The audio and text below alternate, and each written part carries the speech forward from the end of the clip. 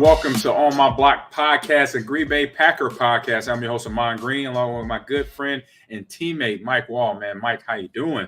Victory Monday, bud. I'm doing great. How are you?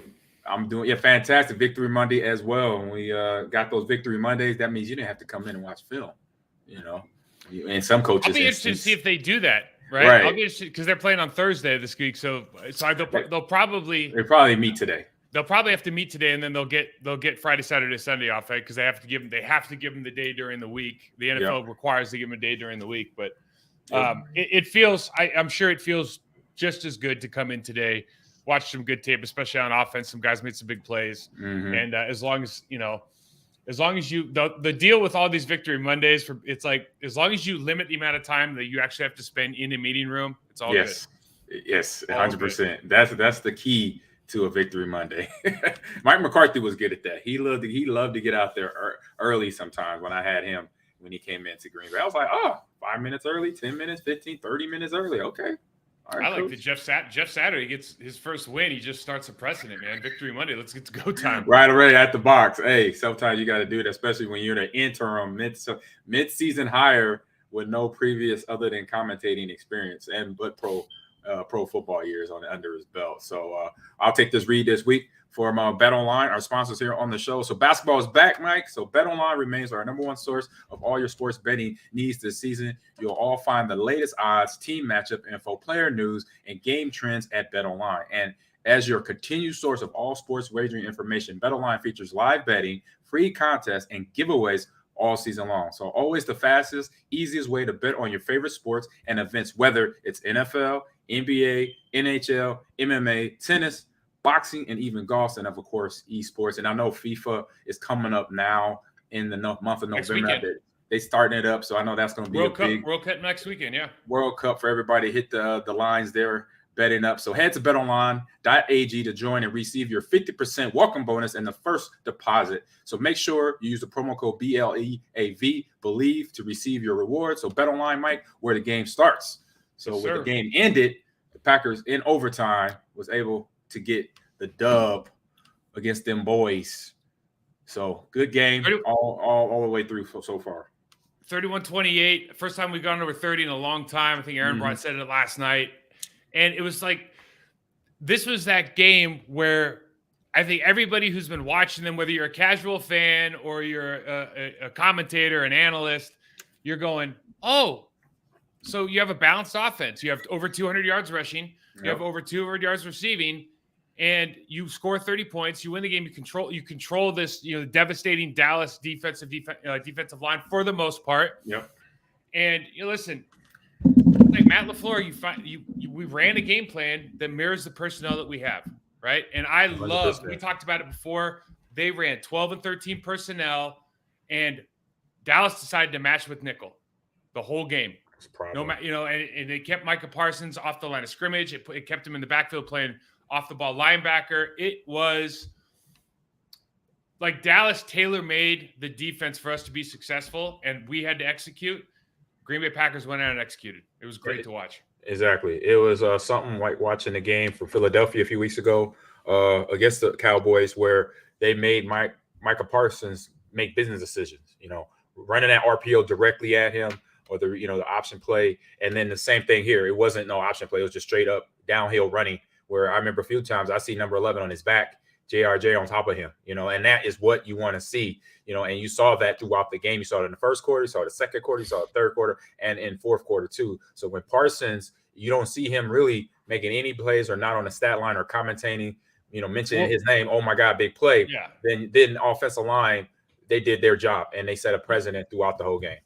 He made.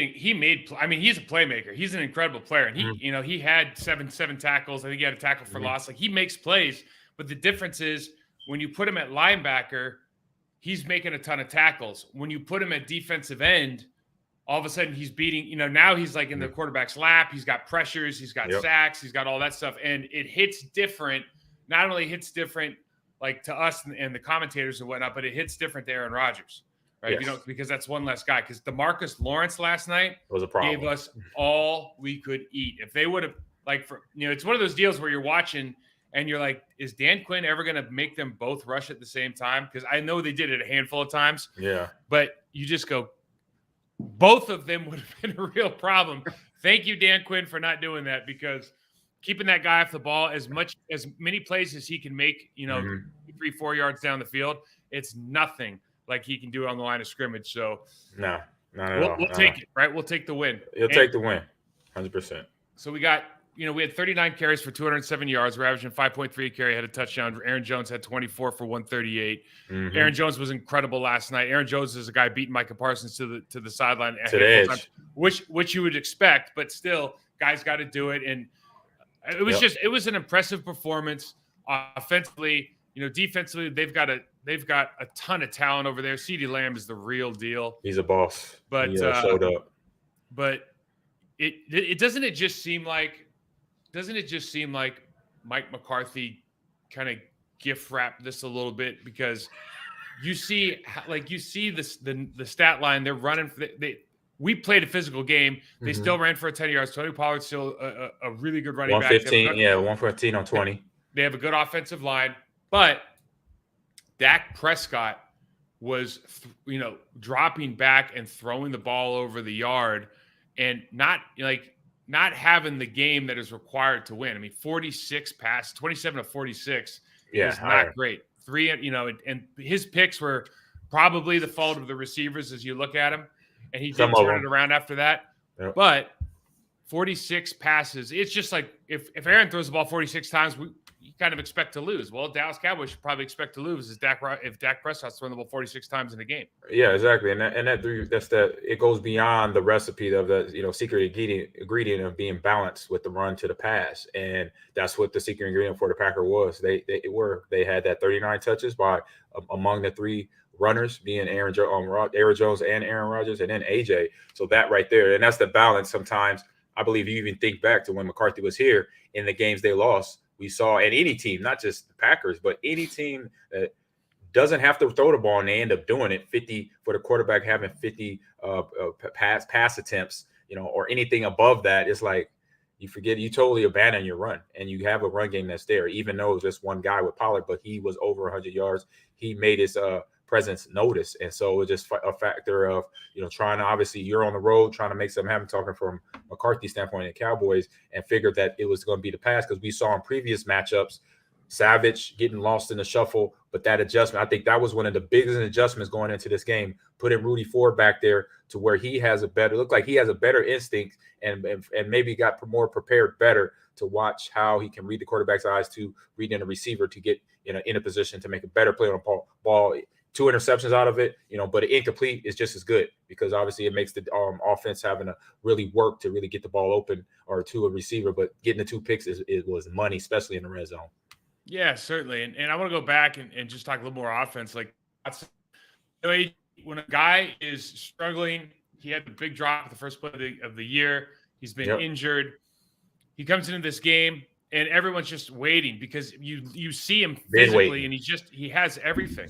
He has everything he needs. And then he has 2 drops in consecutive plays, one across the middle and then one obviously in the right corner. Mm-hmm. Both very catchable balls right in his hands. And you go, oh no, you just your heart kind of drops for him, because we've all been there, right? Like we've all, whether it was missing blocks, whether it was fumbling a ball or dropping a pass, like we've all been in that situation. For him to respond, he's got 4 for 107, 3 touchdowns, and just really was the difference in this game. If you think about, 100%. And he was the difference in this game for the Packers, but he's also, you look at the difference in this game versus every other game we played this year. That was the difference, right? We didn't have a guy that could take the top off. So I just give the fans an idea of how do you, as an athlete, when you struggle, you have 2 drops early in the game, you fumble the ball early in the game, what do you tell yourself to get back into it and go out and make that over-the-shoulder catch for the 60-yard bomb? I mean, that was just a monster comeback for this kid.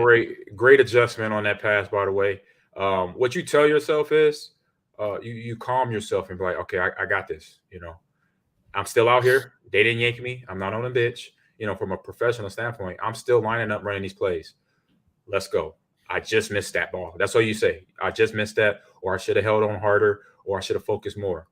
Don't beat yourself up. You got to stay positive in the moment.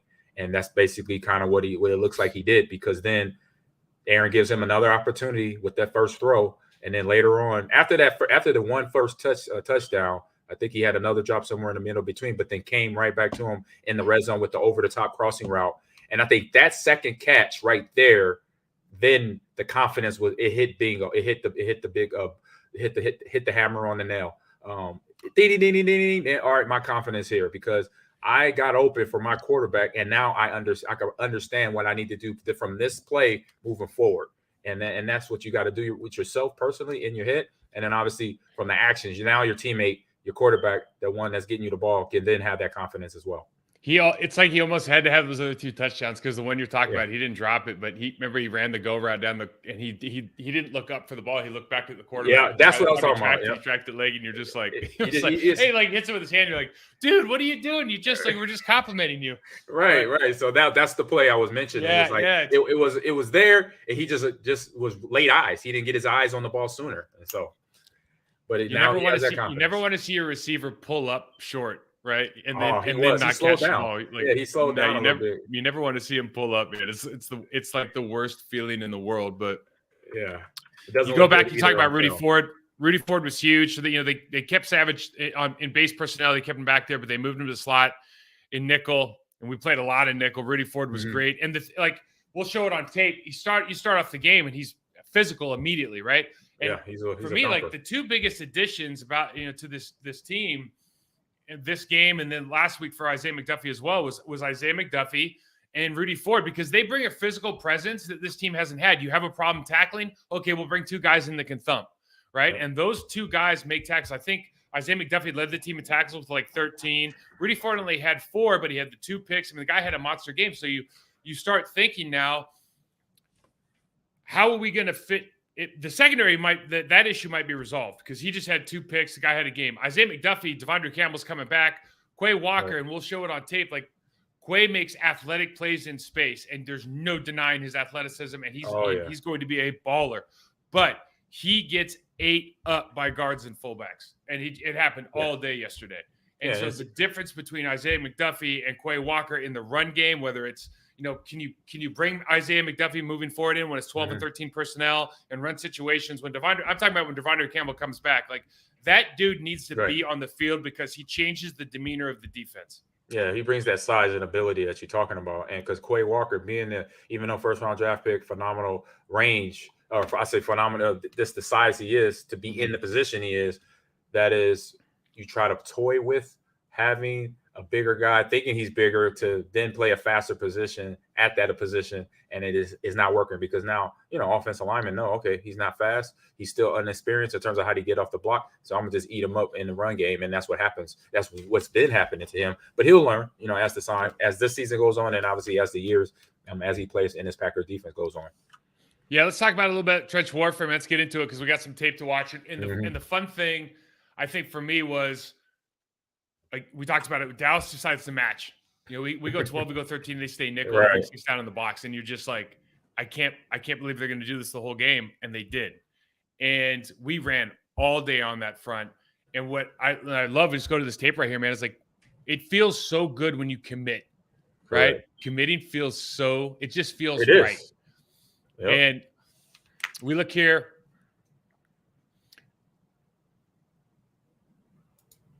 And I wanted to highlight, and I think I hit the wrong guy, but I wanted to highlight here, honestly, my man Robert Tonyan. And I got a couple plays here, our tight ends. And when we say committing, our tight ends have a exuberance for blocking and enthusiasm for blocking that they haven't had in weeks past. Right. And it's making a difference. I had to highlight Robert Tonyan over here, and like, he's not killing people. Like, look at the speed he's playing with, rolls his hips, engages. These are legitimate plays in football games. You got this entire side of the line here, backside with DeGuara. Look at these double teams, right? We got Tonyan coming back down on the left side, coming down on Parsons, and DeGuara coming backside to block the backside end. Like, this is what the Packers. This is what's required to be successful, honestly, right, AG?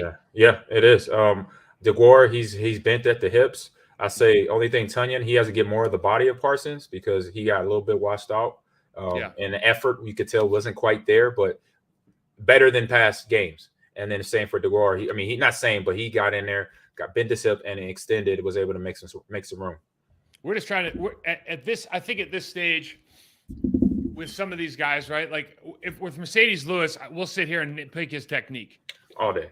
with Tunyon and DeGuara, I'm just like enthusiasm matters to me right now. You know what I mean? And I think if we were in the rooms, we would make sure that they're master technicians. But as Monday morning quarterbacks here, like I'm just thrilled that they're bringing it more so than they have. Too. There's effort. I want effort at the end of the day, no matter what.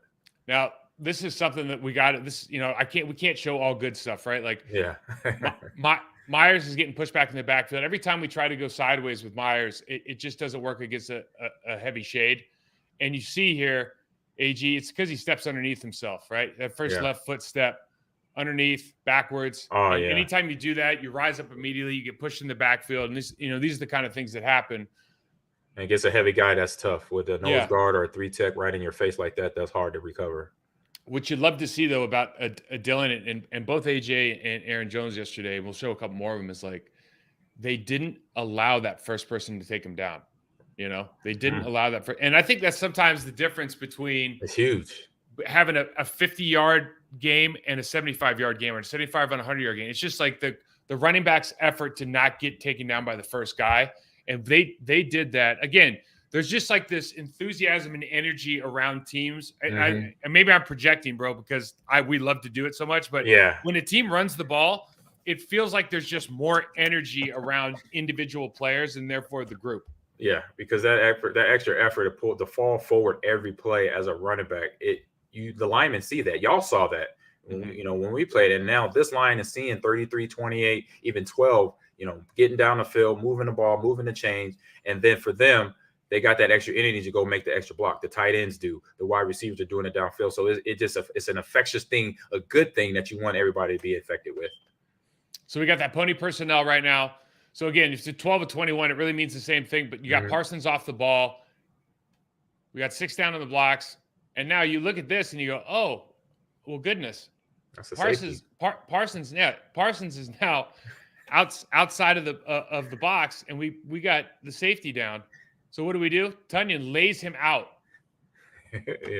Hey, listen, I found some clips. Yeah. Our man, we've been giving this guy grief. Tunyon lays this dude out right here. Hey, it's check your hole card time. There you go. Yeah, man, I love it. And then finishes him. He hits him to a knee. The guy tries to get up. He finishes him off. That's what I'm talking about. Sometimes we forget about how good Bakhtiari is. Like, he just goes over there like nothing happens. There's no pressures. He's just calm in the run game. You know what I mean? Like, this is a big time play. Nice block by Jenkins as well. Oh, yep. Right off the ball. Good technique with Dave's hands. He stayed high, was able to keep and extend it and keep that defense in the spot he needed to be, and not having a hand on Aaron Jones. Bakhtiari does a great job of playing with arms extended. Not a lot of guys want to bring him in close, and sometimes they're taught to bring them in close. But initially, you always want to pop, snap the guy's neck back, stop his momentum. He does a really good job of that. Yes. We got Lazard in our tight end here, and DeGuara. Look at the head start he gets. So we get Lazard down blocking. And then DeGuara comes out and takes care of Parsons. Josh was supposed to block Parsons, but DeGuara comes out and does a great job there of cleaning this mess up. And again, I just love when we do these schemes to get guys like DeGuara a head start. So you see Lazard comes down on DeMarcus Lawrence, who had a great game yesterday, gets out of it late. Parsons can clean this up. And again, you got so many people running at you, AG. We talked about it for weeks now. Mm-hmm. Those are hard for DBs to find, sort through the mess and make plays. And again, on this touchdown run, like this is just, I just wanted you to talk about it. Aaron Jones, then we got AJ on the next play. Like, good foot. We had great footwork here to give his offensive line time to get to Parsons, get Josh Myers up on him. And then that right there, when I see that, I'm doing exactly what he did. I'm pressing the edge and getting to the corner, using my speed. And this is a position where you, as a lineman, you have one for your running back. And so running back sees that. That's a good linebacker, but he can't get off until the last second, which is too late for him. And then you see Watson coming up to second level. He has a choice here. He could go either the first guy that's to his right in the video or the 28 that's to the left. So he makes a decision to go 28. And from there, Aaron Jones could read it from there. He's like, you know what? I'm going to turn on the booster, get to the edge. And a nice ode to Marshawn Lynch going into the end zone here at the end. Incredible, right? I was like, oh, yeah. I said, Beastquake right there. That was a Beastquake move. Yeah, yep, as it was. And so now we got an AJ look. I'll run it through and we'll bring it back so you can commentate on it. But just effort here. Thought this was fantastic. So nice power play. So we get blown up by DeMarcus Lawrence. This is a 5-yard gain, and basically AJ Dillon does all of the work. You know, you watch this and just talk about DeMarcus Lawrence blows this up. JRJ, look at, I mean, DeMarcus Lawrence has all kinds of, like, when we talked about, remember we've been talking about with our guys, we don't want to use that box technique when we want to stay square, go same foot, same shoulder. This is why. Yeah. Because that's the kind of power you can deliver. So JRJ gets blown up here. He's way too high right there. He gets caught. And Myers is coming through, but I say the leftovers from DeMarcus and the first block there takes Josh off his path. But AJ being the running back he is, knowing his size and able to keep his leg pumping, because that's the biggest thing with a big back, or any back, but a big back with his side, using your leg power is key. And the one thing on the first contact, he ran his legs. He ran his legs to keep the pile moving, and that's where it looked, like you said, he pretty much picked up the 5 yards by himself because of what DeMarcus Lawrence did at the start of the play. DeMarcus Lawrence did his job. You want to stop the power just like that. That play should be over. It should be done. Yeah. But with AJ and his ability and his size, the one thing was he never stopped his feet from running. If he would have stopped his feet from running, then it was a problem. But then on contact, he ran his feet and got the acceleration he needed to move that pile. I wanted to note, because you didn't say anything, and I put comic book font on. I saw that. No, I mentioned it in my head. I wanted you to know that. I put comic book. So I like it. Because we ran the ball as effectively did under center. What do we even talk about all year, man? You talked about it on Thursday. Yeah. Under center play action pass all day. Simpleness, right? And it because it's an attitude. It tells the defense, oh yeah, this is what most likely is going to come at you. We're going to run the ball right downhill. But then if we don't, you got to keep you honest, and we're going to do this. And this is what we're going into, the play action. Christian Watson, this is his first touchdown, and I highlighted AJ. Let's look at AJ. Sees this late. He sees the Bakhtiari's beat. 91 beat him outside, jumped around two people, and just throws himself in harm's way. Gets trucked, but you got to do that. That's got to do it for the touchdown, right? Do it for your teammate. Hey, that's the job requirement. I'm in many a game, being Lambeau, being the Metrodome, Ford Field, where I'm looking at the top of the stadium because of that. And you know what? I'm fine with that because my quarterback is still upright. He's able to do his job. And then sometimes you hear the roar of the crowd of the wide receiver going, into the end zone, just like on that play right there. So I've seen the top of the stadium many times too, and I'm not fine with it. but I agree. I understand and I agree with your sentiment. I'll just tell you right now, every time I got trucked over, I went, oh, gosh, darn it. Right. What's the worst you ever got trucked the most? Do you remember? Yeah, it had to be. It was in Metrodome. It was when it was 01 season, and it was 01, and then later on, you were gone. It was the 06 season. I said, God, dog, like the dude hit me so hard. It didn't hurt. It just was, I could tell he got into the hip position where he engaged me, and I think I flew back a good 4 feet before I hit the ground. And then he hit me so hard where I rolled over onto my feet. That's how bad it was. I had this one. I wasn't in Green Bay. I was in Carolina. We went and played Chicago though, and we went up to Chicago, played him. This was with Urlacher and Briggs and Tommy Harris. Dude, Tommy Harris was so good. Yeah, he was really good. But so we had a protection where I had to sort 1 to 2, and Briggs was 2 off the edge, and I kicked out. And I'm sure I've been hit harder than this, but it's like not by a linebacker. And Briggs just like kept, you're kind of sitting there, you're waiting for like a move or something because it's like it's a linebacker. Like, dude, you're not going to hit me. And he hit me so hard, bro. And I just went flat back. And I'm looking up in the sky.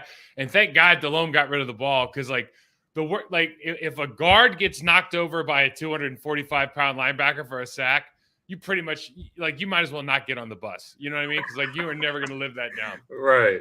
And I barely lived it down anyways. But gosh darn. Mm-hmm. Know the feeling. Yep. Know the feeling. So under center, Mike, get better at this. Under center play action. And I just wanted to, like, when you go under center play action, everybody's up, everybody's sunk in, and there's just space now. You've just created space. And so Aaron Rodgers can do his Aaron Rodgers thing, hit Sammy Watkins on the back shoulder. Again, under center play action, or this is shotgun play action. And the DB gets lost there in translation. He sees Christian Watson does a good job of adjusting his route. Yep. Stair step once he gets around him, and then kind of stacks him in a way to where he has no other position, no other. He could, if he does try to defend Christian, it's a PI, it's a flag. So everybody's seeing is he starts to the east side, but then he takes him outside again and bends it around. Yeah. Yep. So it forces this DB. He's like, "Where'd he go? Where'd who go?" You know, right. It's one of those deals. This is the second touchdown. Now you got under center play action. He's got all day, and the reason I highlight that window is because he has enough time to wait for it. Yep. Right? It's not. It turns into a second window throw, but Aaron Rodgers has all day because that pass rush just is not coming. Sammy Watkins can make that play. Huge play in the game. I think it leads to the next. We got the stack over there, and Watson's just using his speed. And they trying to put two guys on him too, and it didn't even work. They try to cut that with the safety. Yeah, cut the safety down in the middle, and he couldn't even get there in time because if he does, that's a PI again, and then it's first and goal. You know, isn't it amazing when you watch these plays? You go, like, it's so simple. It seems so easy, right? And they're in man-to-man coverage here across the board. We've got everybody bunched in. It's just, essentially going to be a 2-receiver route. Maybe somebody's going to leak out here at the end. And you've got, cover one, which we know that Dallas is going to run all day. Mm-hmm. And you just think to yourself, like, wow, like we could have done this all year, and I know it's not that easy. And I don't want to oversimplify it, but sometimes you just go, oh my goodness, like this would have been a really good idea all season. Correct. But what you do and what Green Bay has done with this game, the next game's coming up. Now teams are looking at this like, oh, okay, we got a problem here. Or we got something we got to prepare for because if we don't, it will be a problem in the game we face these guys. Because now we got this young buck who has now confidence and has now the trust and confidence still building with his quarterback. But now look what he can do. Look what he figured out he can do now. He said this, and I've been saying this for the last 3 weeks. They got to figure it out, and they did. Between Aaron and Christian. And, we already knew about Aaron Jones and A.J. Dillon, but now the offense is balanced, and it's going to be a problem for the rest. This could be the problem, but we got to wait and see. We do have to wait and see. Now, I wanted to put one drop back in here, and I know I put a drop back with Christian Watson's second touchdown, but we're showing some good stuff. Mm-hmm. But, this is the kind of stuff we could still – this is a big play in the game, right? This is where you're talking about Josh not able to get his hands extended, right? Yeah, So this is DeMarcus Lawrence coming down on Josh Myers. And if you don't extend your arms here, if you try to lean into this, right, you can just see his helmet coming forward. He's like kind of heavy upper body lean into this instead of punching the guy away from you. Then, yeah, good players are just going to get just real simple going to beat you. Mm-hmm. Now, I think the exciting part about all of it, though, is to your point, we might have found that guy. We might have found that guy. Now we need to talk about this. The run the ball, the fourth down or the third down play, the third and short. Aaron comes off the ball and he's yelling at Matt LaFleur. And look, we've run the ball effectively. We have 200 yards on the ground. Mm-hmm. They're in a formation where it looks advantageous to run the ball. And I guess the thought process here is if they go too fast, you give Dak Prescott and the Dallas Cowboys too much time. Right. And so apparently Matt LaFleur was calling the plays in, which Aaron Rodgers is like, that's his deal is the 2-minute. So he wasn't calling the plays. So, so the production time takes a lot longer. So they're wasting clock there. Yep. And then they went on a play like this where it seems pretty obvious that we should just go for the fullback dive for 1 yard because we've gotten 1 yard. A.J. Dillon or Aaron Jones, either one of them is going to get 1 yard right now. Correct. And they ran kind of the flood into the short side of the field. Everybody's gassed up. And then you can see the bottom down here at the bottom. He's pretty angry about it, right? Oh, yeah. And saw that on the sideline. Saw in the game, actually. The last, and what do you think about that? So, I guess it's a game to game decision, and you have the head coach, but it does seem odd that he'd take the 2-minute drill away from Aaron in that situation, right? Like you got arguably the best quarterback in the league, maybe of all, one of the best quarterbacks of all time. Like, why are you taking that away? Yeah, great question. What's ever running through the coach's mind there in terms of Matt LaFleur and that play calling, of him mastering now the play calling, is one of those things that as a coach, you look at what's went wrong. You're looking at the analytics of the last few weeks of losing, and then you just come up, you know what, let me try it. Let me, if Aaron's been doing it for this long and we're struggling, in this situation, let me try that. That's one option that went through his head. And obviously it was something from his player, that the person that actually was running, making the play call obviously didn't like the selection. So that's where you live and learn. You tried it, didn't work, or your team, your quarterback didn't like it. You got to now hear him, and you see him. We all saw him. If you watch the game, we all saw him going to the sideline, and you could read his words real easy. It wasn't happy words. Hey, we got a question from somebody watching this live right now. Thank you for all that are watching live. Aman, do you think A.J. Dillon would be a number one running back on another team? Part 2 of the question is, would A.J. be a fullback in 2001? Great question. Depends on, I say for the second part, it depends on his mentality and then how he was played at Boston College. If he would have how big was Eddie George? Let's put this in perspective. They were the same size. He was Eddie George was close to 250. He was like 240 something. But is it just because his legs are so? Like I'm thinking, like Natron Means maybe had the same size legs as AJ. Yeah, right. I'll say Natron did for sure. Yeah. Eddie was taller. He was more like 6'3". Yeah, but he was a solid 235, 240. So he was leaned out. And what was the first part of that question? Yes, you and I've talked about this. He's a running back one. He would be a starter. Not every team. But he would be last year, starter for sure. Last year he could have been a Pro Bowl player. Like he hasn't had a Pro Bowl year this year, but last year he had a Pro Bowl. I mean, in my opinion, if you gave him the volume of catches that everybody else had, don't you? I mean, we talked about it. Yes. Do you think? Yeah, no, 100%. He would be a starter somewhere in the NFL and Pro Bowl caliber running back. So 100% sure. This is the big play to Lazard and a lot of people are kind of wondering what this was exactly because the DB falls down. So Lazard's in the middle here of the trips right look, and they're doing like a fake stock block with a slant. And you see this guy just gets completely shook. Lazard breaks down. The safety's going the wrong way. I mean, awesome play. Might have been an adjustment at the line. I'm not sure, but between him and Aaron and that. Yeah, I don't like that didn't look like that could have been an RPO. Correct. But it looked like Aaron was going either flat or running the fake all the way. And usually when they're running the fake on that, like that's a design deal, right? Like you're not gonna screw over the flat defender by or the flat receiver by just like, I'm not gonna block you this time, right? So that's hopefully that was one of these things, right? Where they just kind of looked at each other and knew what was going on. Mm-hmm. You and I have talked about Rudy Ford. And Isaiah, and I just want to put a couple plays up. So this is the first play of the game, and it's just awesome to see physical presence on this defense, right? And Kenny Clark made a ton of plays in this game that'll go unnoticed, but just a guy being able to ball hawk like that is phenomenal. Yeah, coming down. And coming down and understand the angle, understand where he put himself in the best position. That pursuit angle is important because obviously if you overextend, kind of like with Josh blocking, that play we just showed with him and DeMarcus, it's the same mindset. You got to come down, stay to balance, keep your feet, come to balance, and keep your feet square, but then accelerate into the guy. And it's all about effort from there. So now we got that first pick. I don't know, I can remember if this is the first or second one, how I put it on here.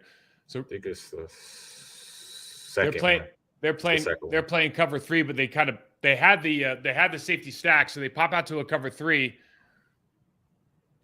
And Greg Olsen did a good job explaining this last night. Basically, once you clear the linebacker, you got to come across the safety's face, right? CeeDee Lamb doesn't do that. He got a little lazy in his eyes, in his coverage, and he's looking at me. And Dak Prescott just gets hung out to dry here. Yeah, but. Listen, Rudy Ford's got to make the play. He's in the right position. Got a little speed to him. Yeah, try to take it to the house, but getting the ball after the yards, after the pick. But yeah, like what you said with Lamb, gets a little lazy on the route where he sees the DB there before he comes to his break. So I'm gonna go. This has been practice. Go flat. Let me cross his face. And then if it doesn't still look good to Dak, then he has his running back, and I think he had a tight end over to the flat as well. So he had the check down. He had a touchdown throw to Lamb or the check down to the running back or the tight end. The other thing I wanted to point out too is, you see McDuffie here rerouting and keeping this wide. That's a big, this little thing to pop him 2 feet outside the hash is a huge deal because it makes that inside turn that much more difficult. And that shows up again on their 4th down play. We see where they get rerouted. We'll show it later. But that kind of, those little things, that's just really good coaching and paying attention to your coaches. And that's a fundamental thing, like you said. It's just something that you teach every time you run cover 3 in practice. Make sure you redirect. Make sure you make a receiver either go over top of you or make him go underneath you when you know what route he's trying to run. Great job pressing the center. Isaiah McDuffie filling the hole. We're making plays on their side of the line of scrimmage. That's one thing. Even though they ran for a good amount of yards yesterday, I thought when we got the opportunities to create single blocks, whether it was pre-snap by lining guys up in each gap on the line of scrimmage, or by it was McDuffie attacking the line of scrimmage, or Kenny Clark attacking a particular person in the double team. Jaron Reed did a great job yesterday as well. Yep. We ended up pushing guys in the backfield more often than not. Tony Pollard's a really, really good back. But, I think generally considering what was going on yesterday with the amount of volume of plays that was happening, these guys did a pretty good job. Really good job. And you think about it, look, you got Rashard Gary gone. You got Chris Barnes and you got Devontae Campbell gone. Now you got the next man up mentality. These guys are showing what they could do. McDuffie, Ford coming off the bench, been rotating throughout the year, mostly special teams, but now they get their opportunity to show up. So this, I say, is a good, happy thought to think about when guys get healthy that are able to return this year, like a Campbell and like a Barnes. They could come back later this year, possibly.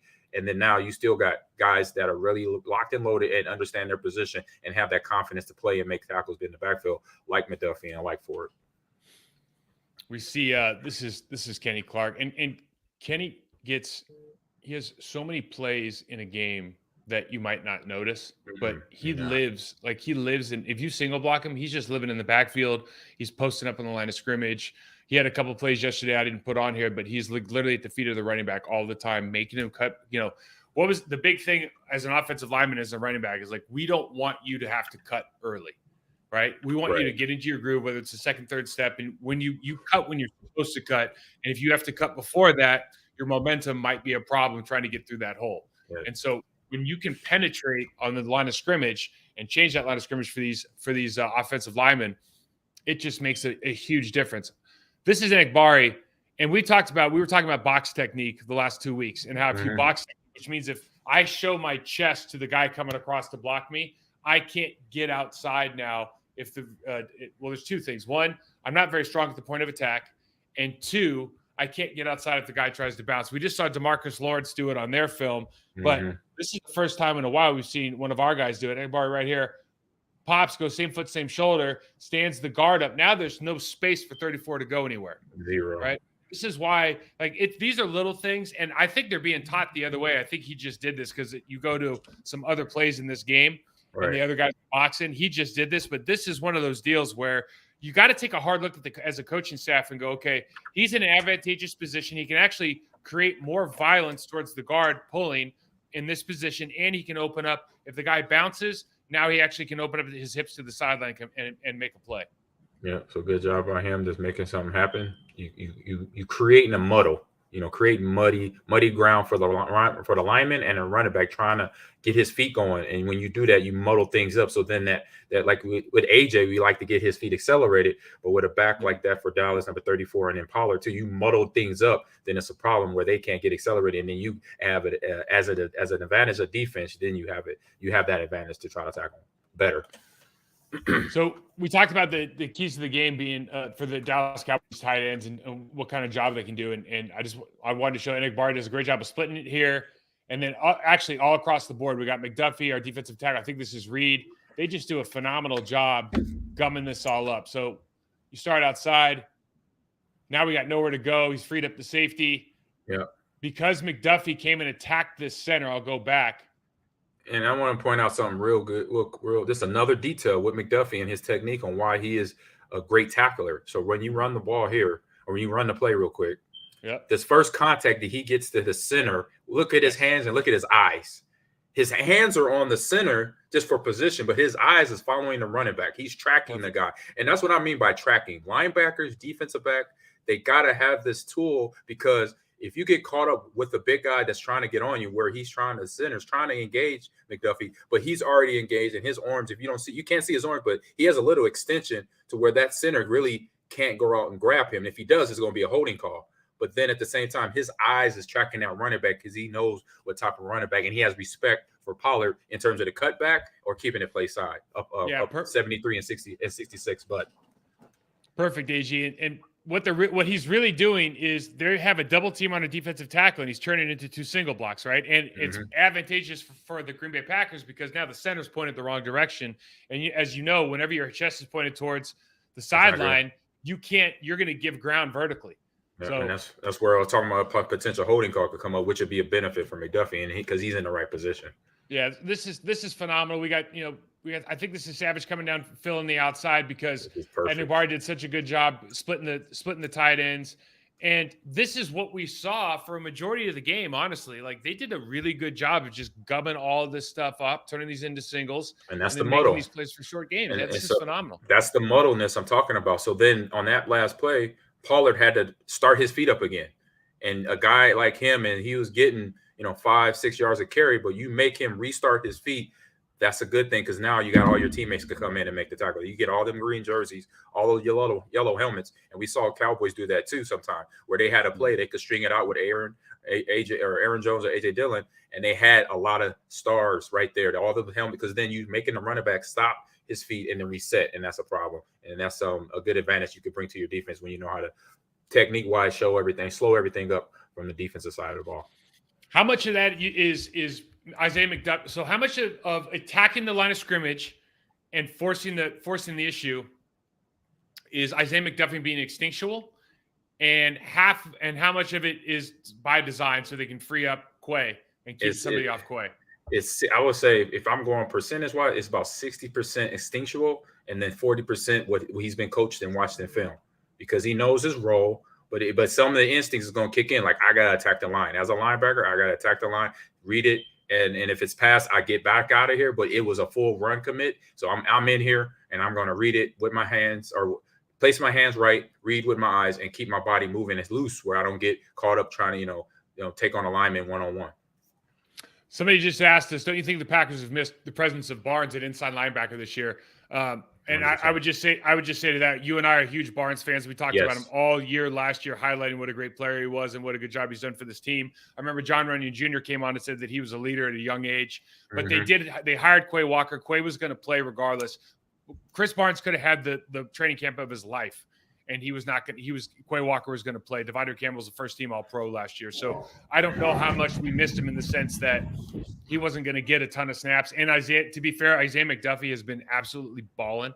Yep. But we certainly think that Chris Barnes, when he comes back, if he gets an opportunity to play, and like we've been talking about, it's just a question now of, is it 12, 13 personnel? Like, when are we going to get these guys in the game? Because like Rudy Ford and Isaiah McDuffie right now, they're earning playing time for sure. This is Devontae Wyatt, I believe, against their left guard. Just wanted to highlight some guys that are making some good plays. This is off a double team. So again, left tackle. This should be a double. And we talked about it earlier. Joe Philbin's teams usually do a really good job of staying on the double.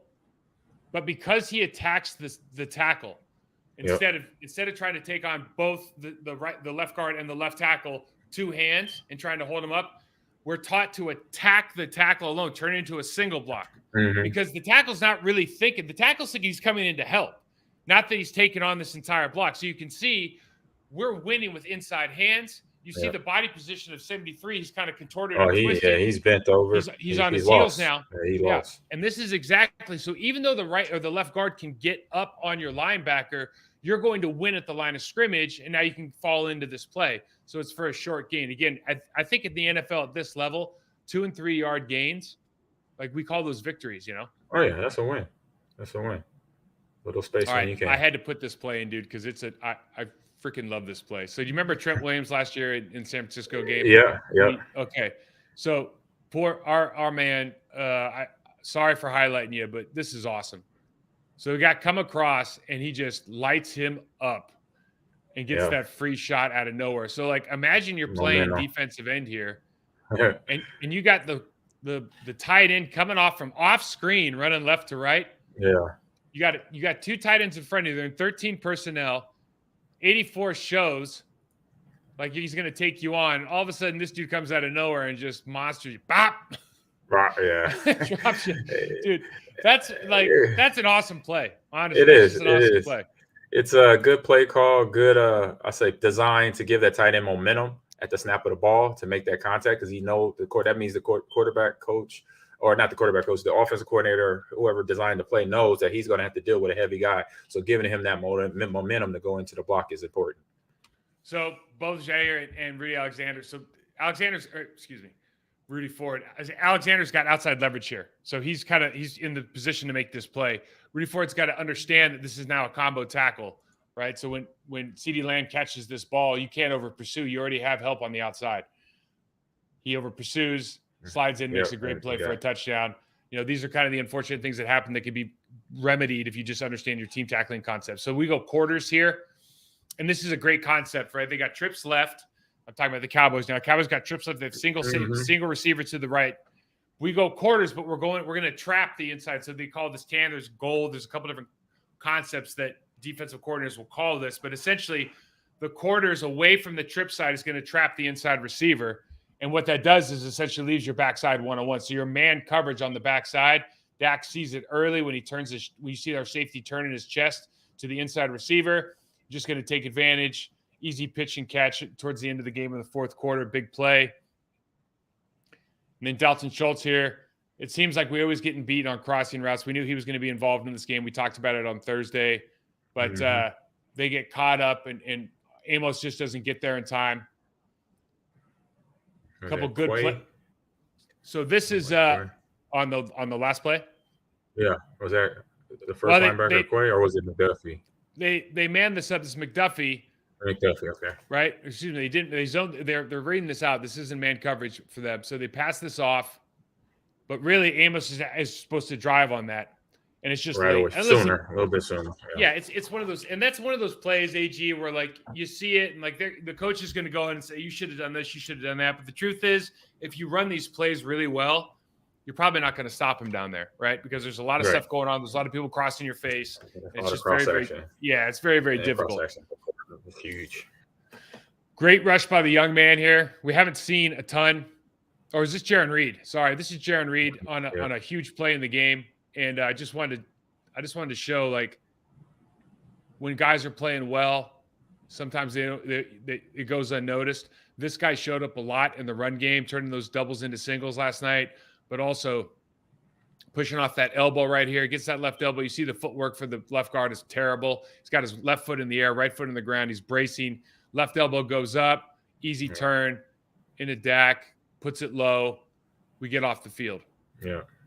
And with that leg being up in the air, that's where he can gain momentum and force back Reed. And Reed was able to get his feet running, same like a running back stopping his feet. His feet didn't stop and kept bringing momentum into that guard's chest. We always talk about real estate, and it's you win with your feet before contact. Like you can win with your body position, your feet before contact. How you get to confrontation determines the terms of confrontation.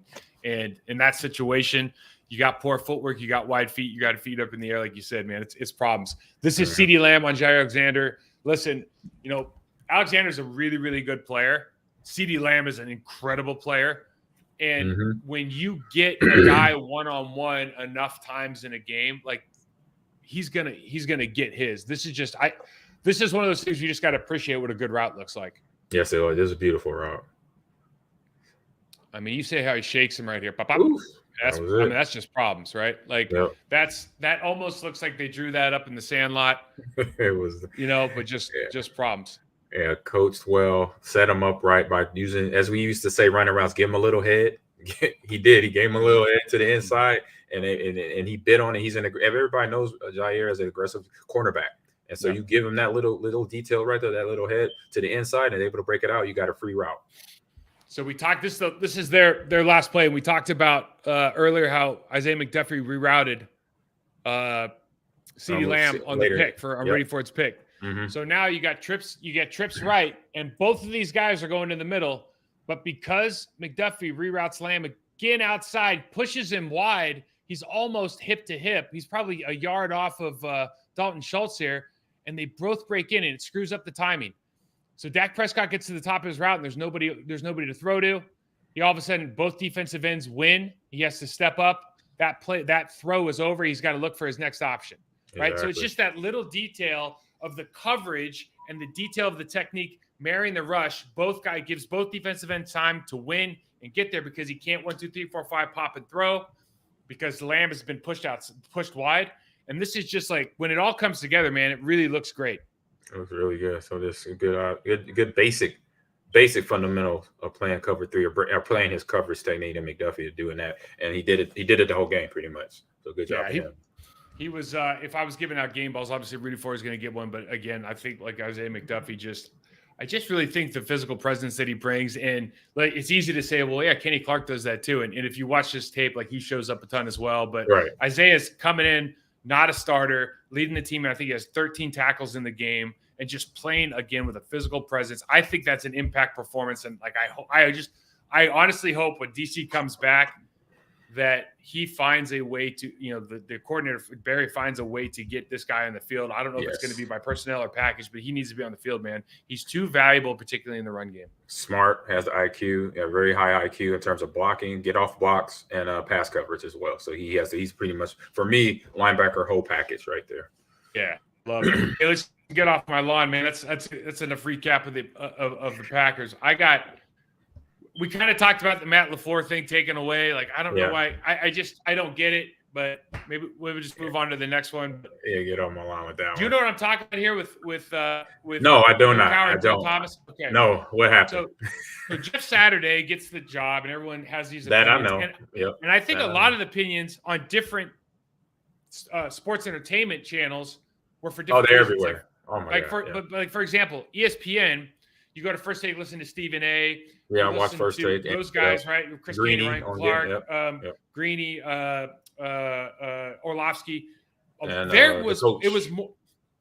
Now Saturday's an ESPN guy, so their commentary was like, "We're not mad that Saturday got the job, but we are mad that like the Rooney Rule or the spirit of the Rooney Rule wasn't really enacted here." And I think that's the kind of take. I don't. For me, that was the kind of the negative about this more than anything else. Me too. That's where I was at. Because I think you and I will agree that Jeff Saturday is a exceptional person. Not just every player could walk in and do this job, but exceptional people can walk in and do jobs. The head coach, if you're not going to call plays and you're a leader of men and a delegator of authority, like I think a lot of people can do that off the jump. Yep. But Bill Cowher, Joe Thomas said this is like it was blast to the coaching profession. Bill Cowher got really heated about this. I bet he did. Talking about because he's an ex-coach, and all the people who have been there and have earned that right, and it's like it was very, very interesting to me only because one, Bill Cowher knows how many good and bad coaches there are in the National Football League. So like tenure doesn't. It's just like in the military, man. Just because you've been in longer doesn't make you a better officer or a better leader. Right. Just because you've been in the profession for 5 years and Saturday just happened to be a 14-year, NFL player, pro, 6-time Pro Bowler. He's getting Ring of Honor guy, Super Bowl winner.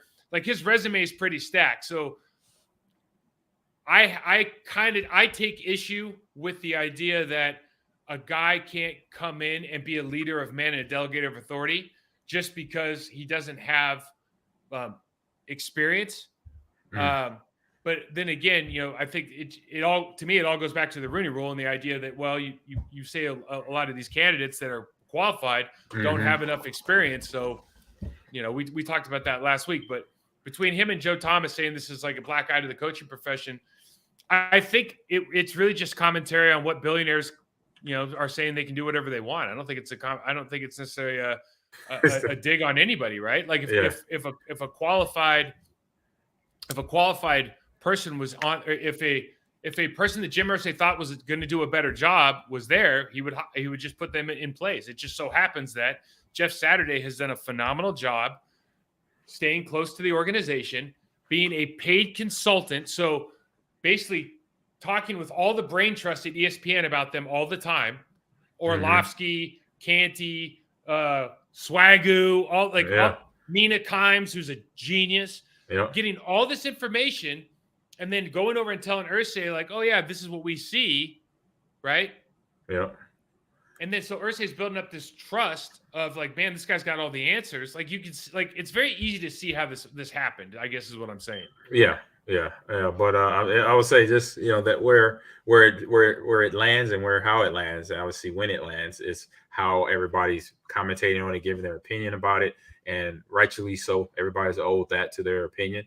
But it's just, obviously when you first hear about it from last week to now and get the first game under the belt, and it was able to come away with a win, it's all looking like, the one part that I do like in a way that what Irsay said, not 100% agreed of everything, but the one thing I kind of see from his point of view, what he's hitting at is the experience part, because we know as players sometimes things are overdone and it's too much thought of it. We know as players, when you really look, like we were just commenting on our game with the Packers, just get into an I formation, just run the ball. It's simpleness. It's sometimes not doing all the dynamic stuff to make a play happen, because at the end of the day, football's been around a long time. And when it started, we didn't have all these formations. We didn't have all these personnel packages. We just the teams ran the ball majority of the time. And that's how they won championships back in the day. Obviously, the evolution of the game from passing the ball to running the ball and having phenomenal athletes also changed the game, from a quarterback that could do things like what Pat Mahomes doing. Before that was Joe Montana, was Steve Young, was Randall Cunningham, and before that. So it's the evolution of the game that we see things, but that don't mean you have to sometimes do that. You don't have to go to the next best thing. I think sometimes sticking with the old school gets you back on track, like for the Packers situation in general, gets you back on track to where you can now then use potentially plays that are looking, crazy formations that come out, and then boom, the defense doesn't really know what's coming at them. It's the mentality, right? Exactly. It's like, so it's the exact same thing with the Packers is what you're saying with Jeff Saturday after the game. All he talked about in the locker room was he was praising how physical they were. Yeah. Right. It wasn't, and he brought Matt Ryan back in, but he praised Gus Bradley in the physical play of the defense. He obviously, and that's football. Play caller.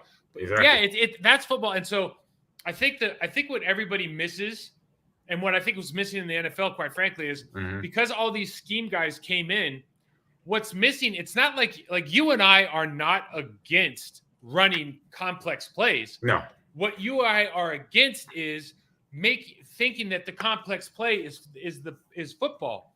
What we're saying is like, you run whatever the hell you want, but I want you to teach your players to know how to execute at a very, very high intense, physical level. Yeah. And then you can call whatever you want, dress it up however you want. But when it comes down to like me versus you, I want my guys coached up so I win every time. Exactly. That's all we care about. We don't care about all the other stuff. You could do whatever you want. And what Jeff Saturday did is he put an emphasis, and what Matt LaFleur, the coaching staff, or Aaron Rodgers, or the offensive, I'll tell you, the tight end coach did it. Yes, they're putting an emphasis on being physical players and doing things the right way. And that's what maybe from your and my perspective, I don't want to put words in your mouth, but at least from my perspective, that's what we're missing in football. And when teams decide to do that, they play really, really well. Yeah. And it's effort at the end of the day, man. Give effort no matter what. And if it's a loss on the play, but you still have 100% effort, I could take you back to the meeting room and we could work on that, and it's going to get better, because then I got a player that's going to listen. Because if that player is showing 100% effort on the field, messing up, then he or she will want to get better when we go back to the film and draw it up. This is what you could have did better on that play. Yes, all the effort was there, but instead of doing this, you could have did that. And now the player for me, I've been in that situation where I was a player. I make a mistake going 100%. Full speed, but then the coach say, "Oh, I got you. We'll watch your film." And then get to the film room. If it's Sly, if it's Edgar, Kippy Brown, who I had, I'm like, I'm like, I got it, coach. And then boom, I'm going out there. And then I'm a different player. And then guys are like, "What are you doing different?" Like, I watched film. I listened to my coach. I paid attention to the adjustment that he showed me, and I'm trusting him to help me for that adjustment to work. when I go back on the practice field, and then I'm going to use it on the game field after that. Last one here. Yep. And it's a respect. Get off my lawn. It is. Justin Jefferson, 10 catches, 193 and a touchdown. One of the most ridiculous catches I've ever seen in my life. And then, some guy I was talking to doing another show this morning, and they're talking about, how he's blocking downfield on Dalvin Cook 81-yard touchdown run. And you're just going, this guy is box office, man. He is absolute. He's doing stuff. You're just, Jamar Chase, Justin Jefferson. There's just these young receivers right now. CeeDee Lamb yesterday. Yeah. I mean, these guys are freaking box office. And I sometimes guys like me go, man, I wish I would have been a better athlete. I could have played like a cool position. And then you go, man, at least it wasn't DB, because that would be a problem. That would be a problem. Oh man. To your point, Justin Jefferson and his catch yesterday, it shows a lot. Okay. Obviously his ability is there. We've seen this. He's proven it weeks over weeks since he came into the NFL. But then as a team, it shows the confidence in Kirk Cousins to throw that ball on 4th and 18 to him. Yeah. And have a guy to say in your head at pre-snap, I'm know where I'm going with the ball if it shows up. And it really didn't show up because he was double covered. And he went and did him. He did a play that most players be like, I can't do that play. I can't make that play. But for Justin Jefferson, and you mentioned the receivers that came from the same school, under the same tutelage of Mickey Joseph that's coaching at Nebraska. This is not a shot to, get him hired or anything. It just shows when you have a player, sometimes in a situation, you have player coaching players that then show them the confidence of what it takes to do things like that. That's how it hits me. And I've seen that play, Mike. You talk about, you're a great athlete. I don't care. I'm going to give you, I'm going to give I know what you're saying. Hey, I've seen the way we met. One of the ways we met, we're playing horse. And I try to do a dunk. I did a 360 dunk thinking I got him. He's going to get HORSC and game over. And Mike went up and did a 360 dunk. And I'm like, God damn it. I was like, dude, you were 315. You were 315. What used to be. Right. But it just shows, it's like that dude, he's a baller. And much respect. Like you said, this was a respectful get off my lawn. And I could also say, like, as a kid playing in California, sometimes I saw kids and just for fun do that. And that's almost look like what he's doing. He just, I'm going to go up and get this. And if I get it, cool. If I don't, but I got it. And he's able to pull it into his body and, fighting with the DB with one hand to pull it out of his hands. It just shows the effort and what we show what effort and talent mixed together looks like on that play right there. Isn't it my favorite thing about sports, and it could be any sport, is when you see somebody in that kind of situation, in that kind of game, you need that kind of play, and somebody can actually deliver. Yes. You know what I mean? They can actually deliver. It's not that's not your run-of-the-mill play. That's not me blocking and you running through an open hole. That is a impossible play that is absolutely necessary in that moment, and that dude delivered. And that's why we watch, right? We're watching for those moments. Exactly. Like you said, it doesn't matter the sport. I'm 100% with you there. Awesome. So, bro, we got a Thursday night game versus the Titans. Yes, we do. So I guess we're gonna have to. I guess if we're gonna do a preview show, maybe we'll try to get this on Wednesday or maybe Thursday morning before we can get it out. We can get it out Thursday. We can still. I mean, because I'll be open at the 1 o'clock time. If not, we can move it up. Let me know. All right. Sounds good. So where you can find me is Amon Green 30 on Twitter and Instagram. And I'm also on TikTok, Amon Green's Gamers Lounge on TikTok. That's been big fun. We got big games, God of War, Ragnarok, Gotham Knights, and Call of Duty Modern Warfare 2, talking about those games. Violent. Look how violent you are. Why don't you play Bubblicious or something? But there's no game called Bubblicious, just so you know. It's close. It's probably an old Kirby game on Nintendo with Bubble in it, Mike. Bubble Bots? I don't know. Yeah, there you go. Good try. And Mike, let everybody know where you can find you. Yeah, Mike168 on Twitter, Process to Perform on Instagram. AG, always a pleasure, man. It is. Have a great week and see you Thursday. Bye, bud. Yep.